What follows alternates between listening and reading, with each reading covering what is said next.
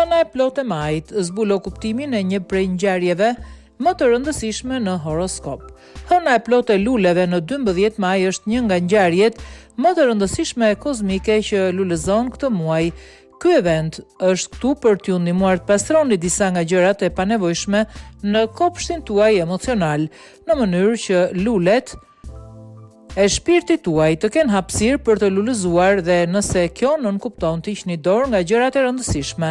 Kuptimi shpirtëror i hënës së plotë të 12 majit ju kujton se për të kaluar nga fara tek lulet duhet një transformim i plotë dhe kjo llojritje mund të sjellë përparime të papritura. Hëna e plotë janë pikat më të ndritshme dhe më energjike, më të larta të ciklit mujor hënor dhe ndodhin kur dielli dhe hëna qëndrojnë përballë njëri tjetrit, duke krijuar tension, por gjithashtu duke sjellë ndriçim dhe qartësi.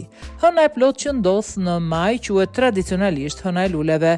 Ky emër është i përshtatshëm, duke marrë parasysh çeljen e luleve gjatë këtij muaji. Kuptimi shpirtëror i kësaj hëne është po aq i mbushur me potencial dhe bukuri sa edhe embri i saj dhe ju kujton se zhvillimi është i mundur qoftë në ditët me shi apo me diell. Lulet stimulojnë magjinë alkimike të transformimit. Kjo energji mistike pasqyrohet në kuptimin shpirtëror të hënës së luleve, pasi ajo lind në ujërat misterioze të akrepit, duke sjellë në sipërfaqe luftra të fshehta të mendjes dhe emocione të thella.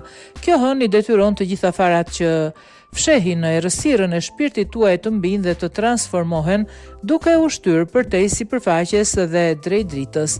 Nëse jeni të gatshëm të përballeni me sekretet dhe frikrat që janë fshehur në qoshet e errta të zemrës tuaj, do të mund të çliroheni nga fuqia e tyre dhe kjo hënë e plotë është koha ideale për ta përqafuar këtë etapë të re.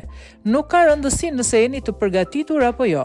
Ndoshta nuk do të keni zgjedhje tjetër përveç se të përballeni me disa bara emocionale gjatë hënës së luleve në maj.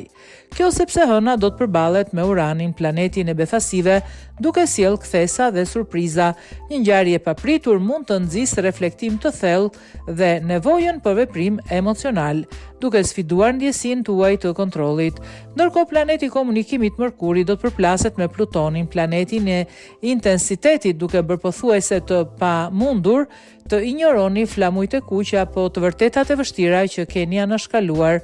Përgatituni të përballeni me ndjenjat tuaja.